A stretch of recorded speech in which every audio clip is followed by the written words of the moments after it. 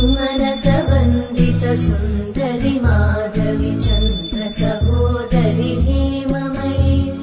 मुनिगणवन्दित मोक्षप्रदायिनि मञ्जुळभाषिणि वेदनुते पङ्कजवासिनि देव सुपूजित सद्गुणवर्षिणि शान्तियुते जय जय हे मधुसूदन कामिनि आदिलक्ष्मि जय पालय माम्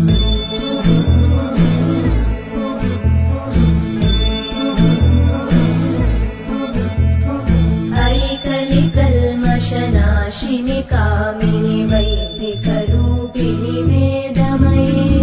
क्षीरसमुद्भव मङ्गलरूपिणि मन्त्रनिवासिनि मन्त्रनुते मङ्गलदायिनि अम्बुजवासिनि देवगणाश्रितपादयुते जय जय हे मधुसूदन कामिनि धान्यलक्ष्मि जय पालय माम् जय वरवर्णिनि वैष्णवि भार्गवि मन्त्रस्वरूपिणि मन्त्रमये सुरगणपूजित शीघ्रफलप्रद ज्ञानविकासिनि शास्त्रनुते भवभयहारिणि पापविमोचनि साधुजनाश्रितपादयुते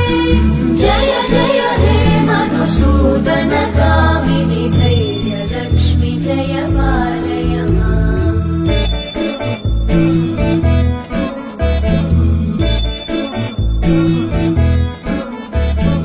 जय जय दुर्गतिनाशिनि कामिनि सर्वफलप्रद शास्त्र